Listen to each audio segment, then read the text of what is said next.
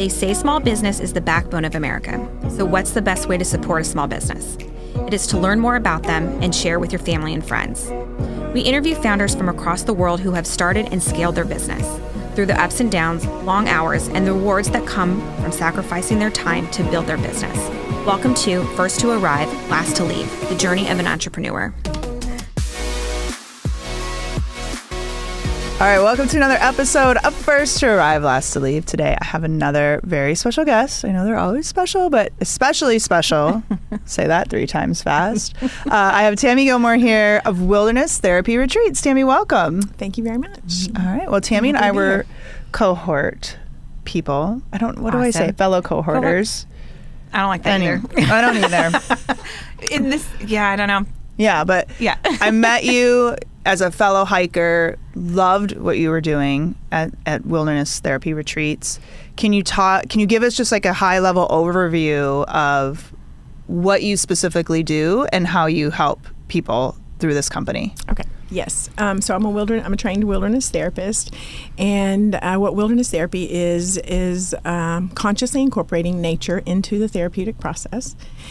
And we take people into nature for various reasons, and we do things such as wanders, maybe a gratitude wander, or a wander with your inner critic, or that'd be a fun wander, right? Wander together on one of those. Your inner child, whatever. So we're collaborating with nature. We're not using nature, and it's really calming to your nervous system to be out into nature. Well, talk about how you got into this. So you have a therapist you're a therapist, right, by nature. That's what you've been doing. Therapist, licensed professional counselor. So I would love to know what was happening in your practice where you started seeing a reoccurring theme, where you decided to really take this in a different way, or add this extra component to be able to help people through nature. So what was that? What was happening in the practice, and then how did you make that link? Okay, well, it really it came to me in a trauma training, and they kept in a compassion fatigue. So as somebody who's a healer, you are giving out compassion all day long. And so I had gone to one in Boulder, and they kept talking about nature therapy and wilderness therapy and like telling us how to rejuvenate ourselves. And I was like, what's that? And how do I sign up for it? Mm-hmm. And by the end of that month, I had already gone to my first 7-day training in the woods to be a wilderness therapist. And and then I saw it with my clients when I would say, hey, you want to be a guinea pig? This is something I've learned. And 1 hour walk in the woods, one man said, this is the best session we've ever had.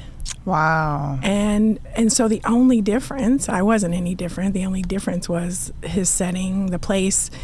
His nervous system was able to go deeper, and it was just incredible. And the metaphors in nature that come up that can really help people see, what they find and what they're drawn to. And one of my favorite things is to have them talk to a tree and why they pick the tree they pick. And I get chills every time they come back and they are telling the story about their tree, and they don't even see that it's like the story of them. Oh, and wow. It's wow.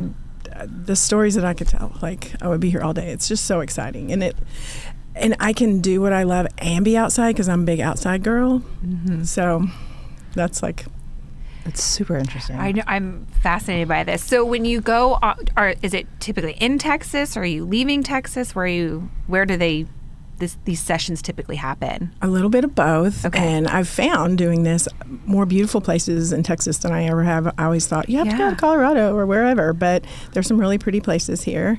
But we've gone to Arkansas, Colorado, Broken Bow, Oklahoma, and we've made it a few that were in Colorado and California that never really made because most of my contacts are here. And so that's I got to pay for a retreat, and then I got to pay for travel. Mm-hmm. So we're still trying to figure and maneuver all that out. So well, I know you talked about Maine too. Did you? Because I'm it's worth the travel up there, for sure. I mean, it's beautiful. That's in June, and I'm super excited. It hasn't made yet. We have spots open. Okay, no, and it's Bar Harbor, Maine, right? It's Acadia, Maine. I was there last year. I'm telling you, just the trip alone would be worth this. It's beautiful. The mountains meets the ocean, right? Oh my gosh, and then we're doing a transition. like if you're a big transition in your life, like, and this is a really good retreat to do, is what you're leaving behind and what you're stepping into. And so whether it's retirement or a new job or, new baby or empty nest or whatever. Sorry. So is it because, so is this like beneficial because A, as a society, we're not getting out in nature enough, or is it B, maybe we're out in nature, but we're not seeing what we need to see? I know I speak from experience. I'm a horrible, let's get 3 miles in. And some people hate hiking with me because I'm a very task-oriented hiker. So is it one or the other? Is it both? Like what are we missing here where this is so therapeutic and changing for people? Yeah, I think you said it. It's both, but it's being mindful and present. And sit spotting is where you find a spot and you sit for 20 minutes. And the belief is that you're no longer in nature, that you're a part of nature at that point. And so you start seeing more little butterflies and birds and squirrels. It's like, oh, she's here and she's going to stay here with us. So it's like things come alive. And on the burnout retreat that I just did in Broken Bow, there was a participant who couldn't hike. And I was like, you're going to get all the same benefits we get. And so this person sat and, found their spot or whatever. And then at the end, and he did a little thing for me so I can say this out loud, a testimonial, but his blood sugar went down like by 20 in a 3-day thing. He lost 5 pounds. He said, I've never eaten such good healthy food that I felt full. But he said I felt full. I mean, it's like carried over the benefits of there's something called the 3-day effect, by the way, of being in the woods that is different, that kind of rearranges you at the core. You can find that at REI if you want to look it up. The 3-day effect. That's amazing. So, I'm curious with the burnout one. Is it business owners, moms, or is just burnout as a whole? Well, this was just open to the public. I would love to do this with businesses, but and it was a really good practice. We didn't sell out enough to make it profitable, so. Business problems, right? But it was incredible. And then part of our new pivot that we learned in Goldman Sachs, or that I decided I wanted to do in Goldman Sachs, is to do more glamping, because people keep saying, I want glamping. I don't want to do the backcountry stuff. And then our hope is like, okay, we'll get you glamping, and then maybe you'll want to go deeper or wilder. But it costs more to glamp in a big, beautiful lodge in Broken Bow, which was fabulous. Yeah. It was a great kitchen. But anyway, so it was like all different kinds of people. But what is really interesting is that whoever's drawn to it, there's some connection between all of them. And I feel like I'm on a ramble. And that's okay. No. This is super interesting. That's why we're here. We want to hear about all those details, because that's what makes it special, that you have a platform to share what you're doing, because I didn't know this existed, and this is most definitely something I would be interested in. I know my husband would want to do, even together, if like a collaborative type thing. Are there prompts? Yes. Okay. Yes. And so we will do a specific one. If you say, hey, we want to do this, we want to do team bonding or whatever it is we want to do, and then we write the curriculum around that. But then I do specific ones on attachment, people who had attachment issues. Some people that were raised in a cult, and so connecting with nature. And I once wrote something about the benefits of hugging a tree, and my cousin said, gave me a hard time, like, you can get those same benefits from hugging a person. And I said, no. We don't all have people to hug. Yeah. And so attachment is scary and vulnerable, but if you can attach with a natural object first, and then it's easier for you to go from there to the next step. So people have been hurt a lot. Yeah. Just, I can't tell you how they come alive. And an hour on my couch is so different than 3 days in the woods. Yeah. And it's just immersed in that natural setting. ADHD kids go to camp and don't need meds for the rest of the year because they've spent time out there and their nervous systems get regulated. That's insane. It's crazy to me, and it makes me, I'm not anti-medicine by any means, but I'm pro finding different solutions versus relying 100% on medicine type of deal. And it's amazing to me how much we miss out on this nowadays. And even kids, I'm guilty of it. We're running to the next thing, to the next thing, to the next thing. And we've got the list of we should go hiking, but, you've got soccer, you've got this, you've got that. And we're just in this lives of busy is the priority, and we're missing out on these just moments of being. Absolutely, and that's a big part of it. You said earlier, like going fast. My oldest son teaches mindfulness through fly fishing, and it's I'm kind of weird, and I don't like catching the fish and hurting them, but so I'm okay if they don't get on the hook. But when he took me out and taught me, and he's just so patient, he's got a natural counselor in him. But I mean, I was so present, and it's. I don't know if you've ever fly fished, so it's not like a reel or anything like that, and you're standing in the water and there's wind and you're just really present in the moment with those things. Yeah. And he does kiss the fish when he's finished, but he does. You're saying something really interesting too about like being present, because that I don't believe is you can do when you have your phone. Yeah. Or and like to be like I'm guilty. It's like it's on my wrist. It's in my hand. I've got my laptop. There's always something that can grab my attention, and then you almost miss things. So how do you get people to detach from that? Is it just part of the contract, like you're coming and you can't bring your phone? It's an invitation. Oh, yeah. It's an invitation to do it, but a lot of them are like happy, like, oh, this is my excuse that I don't have to. Yes. Like, and so we try to true. go to places where you don't get service, and but a lot of them don't. And if they keep it, it may be for pictures or something like that. But it's not mandatory. It's just an invitation. Yeah. I think this is absolute magic. So, what's a typical day look like for someone who joins you? Okay. So it's very intentional. We set it ahead of time, and we do a prep before we even go. So we will maybe even start with like meditation of listening inward to what their intention is. Even if it's an anti-anxiety retreat, they have a specific intention. And then they may go on their very first wander just to kind of set that in. But it's all experiential. And so I'll teach the process and the whys, because we always want to know, why am I doing this, right? And then it could be, one of the goals is to get lost in the woods, and because the trees aren't lost, by the way, they know where they are. And but we have campfires where you share, and there's something about the darkness that people will share more than they normally will, especially kids. Because wilderness therapy is, every time people hear that I'm a wilderness therapist, they think I work with kids, because that's a big thing, and it's proven, like in those settings, that they will do better than if they're in a hospital setting. And so we're all little kids inside. But anyway, okay. I know, I love true. that. No, I mean, that's, you got to keep speaking to that, because that. There's a book called The Artist's Way, and she always talks about like your inner child and your artist, and like how as we become adults we forget to be creative. I mean, unless you're in creative work, when are you 100%. ever doing anything creative? And that just really comes from the things that you did when you were a kid. Yeah, for sure. Yeah. And the campfire is great to share, but to me the best part of that is reflecting and mirroring back to them, not interpreting, not giving advice, but saying, I heard you say this, and I see this, and people are always so shocked. And then they feel seen and heard, because we all want to feel seen and heard, and we don't see it ourselves. So that's a big thing that people usually love when they love a takeaway of that. But we provide nourishing food, so we're taking care of the body.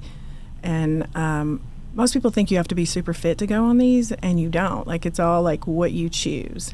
And then we try to end the night before with a challenge of something that is hard, and then they get to feel good about themselves because they've done it. And we do sensory activities to really, where they learn to listen, and smell, and just like check out all of your senses. And we'd maybe do some blindfolding activities sometimes, or depending on the retreat. How many days are they typically? 3 days, or 3 is probably average, but we've done 5. Okay. And we've done just a weekend, just a Saturday, Sunday.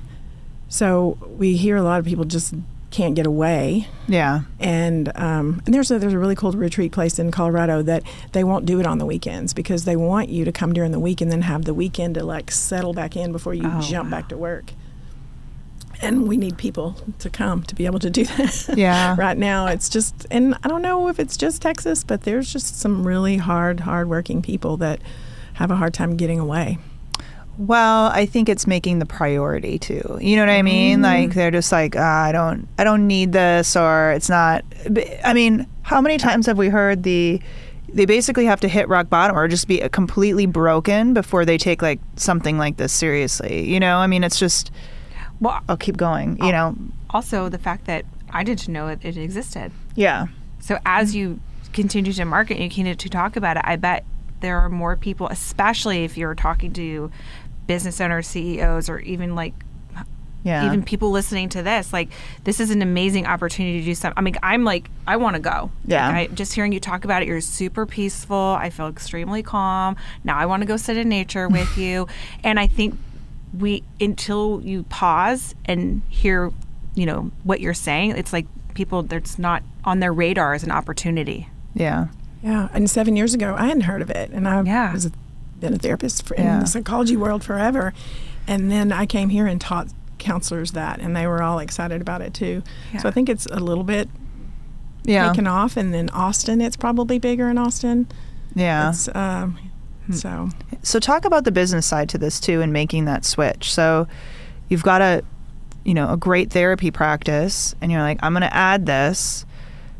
What has it been like making that shift in managing two businesses now? Is the other one pretty much on autopilot, or are you still actively marketing that? I'm not at all marketing. I've been taking new clients probably for years. And so, but then I still get people calling in looking for people. So that I have been a pivoter like my whole, I taught for 13 years. I had just private practice for 13 years, and now it's been 13 years. So I'm like going to this next wilderness thing. I don't know what it is, but it is really hard because like I have to be present for my clients. So I have to do all kinds of things to make sure that I'm focused and present for them and not like slacking them, but the excitement of wanting to do the other stuff. And it has to happen at night and all weekend. Yeah. And so all the things I teach of not getting burnt out, just to normalize that, I have to have a reminder, and my husband tap me on the shoulder and say, you have a terrible boss. You work 24/7. You need to fire her. For sure. But and then what are you, because I know you do like speaking engagements now. Like I just talked to Jennifer last night, and she said you're doing the Little Elm Luncheon coming up. Yeah. And are you focusing on, I mean, like, is that the primary of the marketing side, is just that education piece, and then speaking? What else are you doing to build it?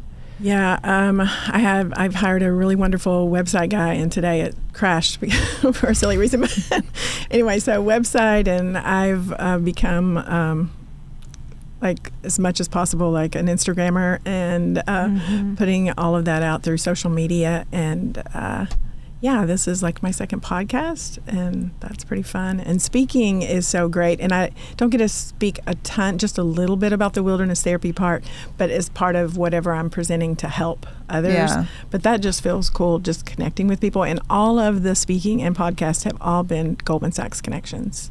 Really? Every single one. So well, and I think self-care is such a buzzword right now too. Like, what was I listening to? And they're like, I can't keep using the word self-care. I hate the word self-care. It was just something the other day, but it's such a buzzword too, and people I don't think understand what really that means. Like, is it taking a nap? I mean, I'm all for a nap, but I think it's so much more too.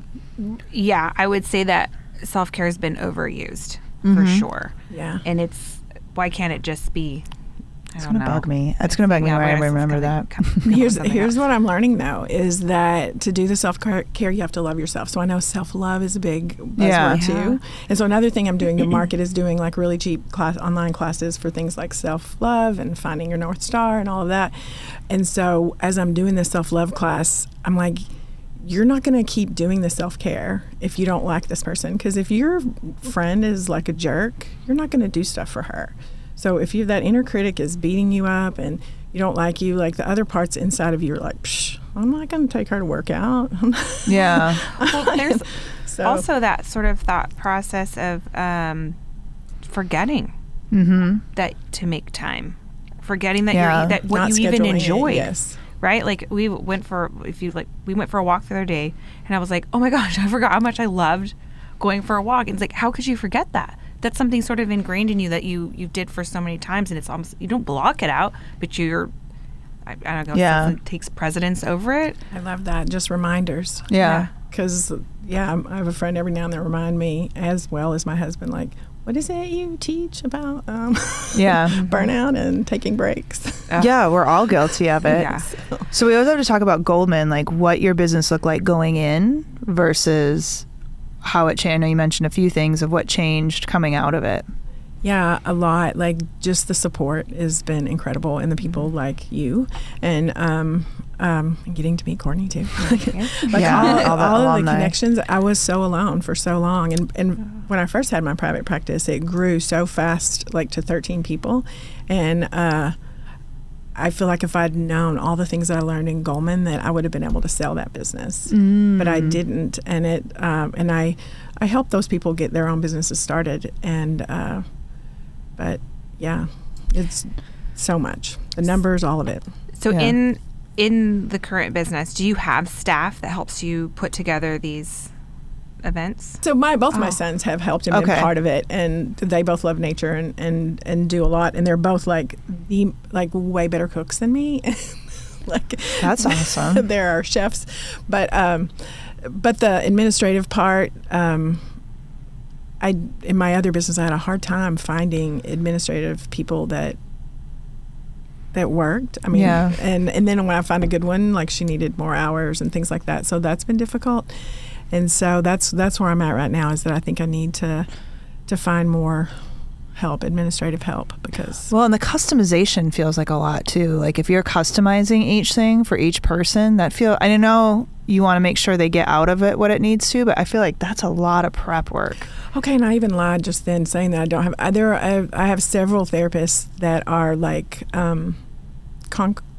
contractors that if we have big enough that they will come in, and one of them I've trained with her and been to lots of stuff, and then the other one I actually trained, and she's wonderful. And then there are several others that are interested in working and doing this. So that would be great. And I feel like having time to be able to collaborate with them, but they all have their own businesses. Yeah. And and coordinating. So how often are you out in nature? I try every day to do something. And I can tell if I haven't, and I'll take out the trash. I'm like, hello, yes, you feel better, and all you did was take out the trash, so why aren't you doing this? Mm-hmm. Or I'll just step out on the porch in between clients, or my husband made me a little meditation deck, and so I'll go out there. The flowers are all dead, but... And then, for now, it's just the weather. It's winter. It's not the season. Right. So then how often, is all your therapy done outside now? Like for your clients? That's the dream. That's the dream. And I do meet people for individual stuff outside, but people are like not weather, like they don't love the weather always. Oh. And we believe that there is no bad weather. There's just bad clothing. That's true. A great way to say it. I love going on hikes and stuff in the rain. Right? And in the snow. I've learned to, I was quiet in the snow. Yeah. It's unbelievably quiet in this. So why is that? Well, it's like acoustics. Like, it's like... Okay. Well, and I went so I was in Wyoming and it was snowing. And at this point I was very bitter because like we're several days in and we were snowed out. And so we finally got to go somewhere. But it's called Moose Pond or something. And it's up in the Tetons. And it was snowing. So it was like the perfect, and it was quiet. And it was this beautiful, like you kind of go around and it's like this little pond way at the bottom of the mountain, but you can walk down it. And it was just like this perfect little peaceful place, and I'm like, you know what, snowing completely made this experience different than had I gone. Oh no, it was beautiful and sunny out, right? Right now, or just describing it? It's amazing. I didn't see moose though, but that's okay. Just how peaceful the room is right now. I'm like, oh, this is so nice. Yeah. Cedar Creek Ridge. Yeah. I know she did one with our cohort there. I didn't make it. I forget. I think I had the cat. I forget something. I probably had a soccer game. That's where I was. But go ahead. Sorry. No, so I went hiking with Christina Rossini and another Goldman grad, and I didn't know that Texas had hills, let alone ones that are almost vertical. Right. And we went for 5 miles, and I was like on cloud nine because you sit up and it was like overcast and then you're down into this like little pond area. And I forgot because we moved from California where you would hike and go to the beach or go to the mountains. And I was like, this just isn't a Texas thing. You go out and you just see the sky for days. So it's a whole different perspective. What are some other places around here that someone could go to? That is my all-time favorite place to go is to Cedar it? Ridge. Yeah, Okay. it's because I feel like there's so many trails and there'll be thousands of cars, but you can still find trails where nobody's on the trail. But I've gone on a few with George. Have you been on George? With George Mayfield? Yeah, he does like walking network. Is it like walking networking or something? Yeah. It's like Genius. hiking. yes. Yeah. It's wonderful. And so that's Arbor Hills. Do you do Arbor Hills? Do you ever do Arbor? That's one in Plano. I'll tell you one of my favorite though is Eisenhower State Park. Have you gone up there? No, but I've heard wonderful things. It's an hour from here. Okay. And it's on Lake Texoma. It is not Colorado or anything like that, but it's like you're walking on bluffs. You can walk down to the water. It's like my favorite spot to get. From where we are, we can just jump on Preston and it's 380 up, but it's like, it doesn't feel like Texas. And like I said, it's like 45 minutes away. That's kind of like Cypress Creek too. Have you been there? I've heard of that though, and I haven't It's like been. a magical different place. But Fort Worth Nature Preserve is a good place. That's one of my favorites. Have you been out there? No. Mm-hmm. They have buffalo. I literally have been nowhere except for Cedar Creek Ridge because I didn't know they existed. And it's, like I said, it's one of those things that's something I love to do, but I didn't remind myself to even like go searching for it. So now I'm... Yeah, there's deer out there. What? And Buffalo? Yeah, and even Cedar Hill State Park, which is next to Cedar Ridge. And then, but there's a place in Plano. I didn't know there was two separate Cedar... They're separate. It's free to go to Cedar Ridge. They ask for a donation, but Cedar Hill State Park is just like any state park. If you have I got my state park pass. There you go. My goal is 12 new state parks this year. Oh, that's awesome. There's one that's closing because they sold it to there's something that I just heard. Livingston? So to get the passport for that one, you have to go fast. Okay, I'll have to check that out. We checked out Fort Richardson 2 weeks ago, and it was very creepy. There was a hospital there. Like, I'm totally going off, but like you go, it's like an old fort, and there's this big hospital. And my friend told me it's because it's made of brick. That this had like very thick brick that this happened. Everything in Texas is brick. But it was like from the 1800s, and like. They show the old beds. They show everything. No. And you walked into this place. And I kid you not, like it was beautiful outside. I'm in a sweatshirt. No big deal. I walked in and I needed like a winter coat and mittens and gloves. And it was eerie as hell. And I'm with my kids. I'm like, I need to get the hell out of here. This is giving me the EBGBs. Wow. Like the temperature, I'm not exaggerating. Probably dropped about 30 degrees. Wow. So basically, Ghost Adventures. Yes. We need you I to bet you there's a lot of ghost stuff out there. Review of this place. Really cool. Yeah. It was scary. Anyway. This by proxy of that, I'm like, okay. No, it was weird, but yeah. But so, I didn't want to connect with anything there. Right. You did not. I was like, dude, I don't know what this tree is going to tell me, but it is not good. This tree saw some shady stuff. People dying out here. I'm just saying. Gosh. I'm just saying. Yeah. What did they say? What type of hospital it was? Yeah. So it was a fort for like basically. It was when the U.S. were trying to push out the Indians up the Red River, right? So there was a war. I can't remember which war it was, but they kept this fort, and you'd walk into the barracks, and the barracks were totally normal. You'd walk into all these other buildings. They were totally normal. You walked in that frickin' hospital, and it was creepy and eerie, and my son was like wanting to read everything. I'm like, get me out of here, get me out of here. It was crazy. Yeah, so anyway, we're going though, right? But that's a state park. Like, what kind of therapy? It's an hour from here. An hour and a half. Everybody get in and see how long what's your will to stand in here. Exactly. Exactly. So back to you. Sorry. No worries. As I went off on a tangent about scary spirits. No. But what's next for you on the therapy retreat? Just wanting to do some for companies. So we're definitely doing the glamping, and it's the one in Acadia is going to be yurts that are really nice, that have kitchens and bathrooms and all of that. So we're still working on that, and probably more staff.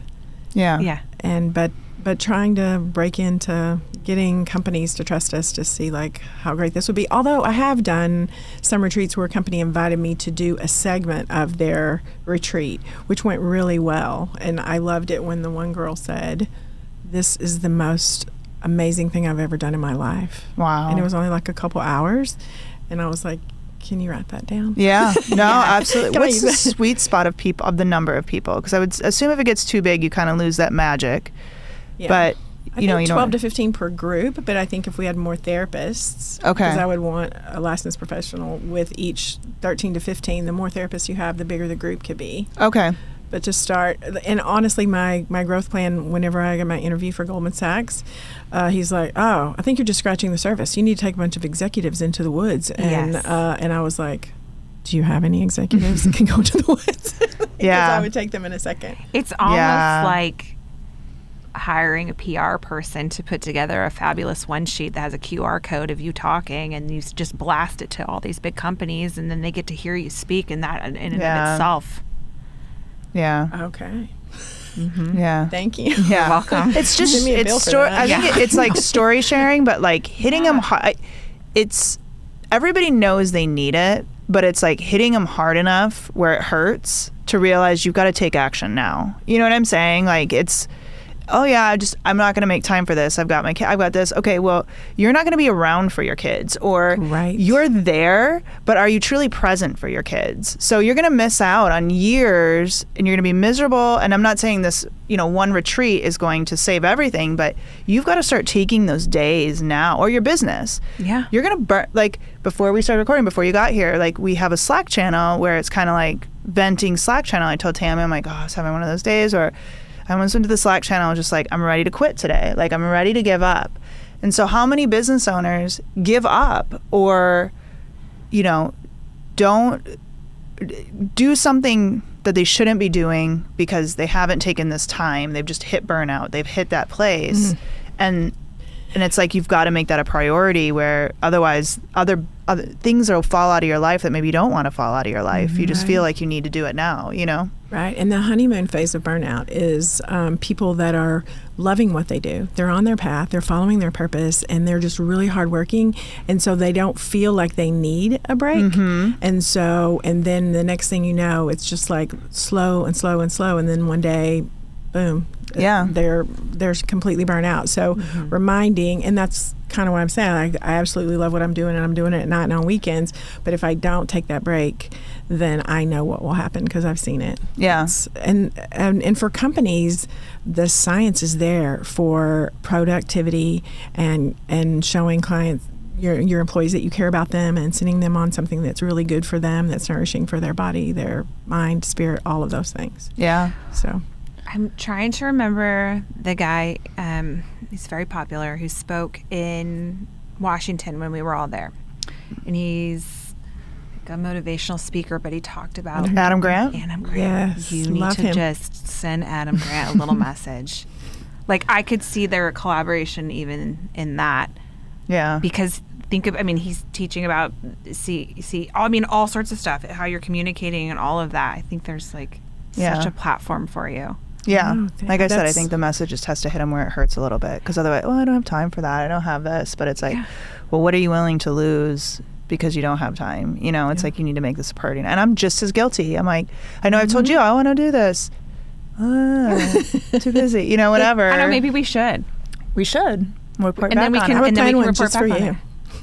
it. No, don't do that. But I'll take it. I'll fund what you already have going on. Yeah, same. And I think just to have maybe it's not a written testimonial, it's a podcast testimonial to say like, this was the experience. And like, because honestly, if it was something that came up on LinkedIn and it had like pretty trees in it, and it was, I just didn't know this type of stuff existed. And I think we all want the opportunity to be grounded, to put our feet on the ground, and we don't remember to do it. Right. We do it inadvertently. Like, like a couple of days ago, we had a super stressful week. And I'm like, that's it. I'm just going to go plant some seeds. And I called my friend. She's like, oh, you were grounding. I was like, oh. Yeah. I didn't even know. And I think we just forget. Yeah. That's a whole therapy too. Yeah. Yeah. All right. Fascinated Well, by of this. we'll sign gardening. up for this. Do you I'm want to do telling you. rapid fire? Yeah. Oh. Well, we're No, gonna I'm down save. for it. Yeah. Okay. Same.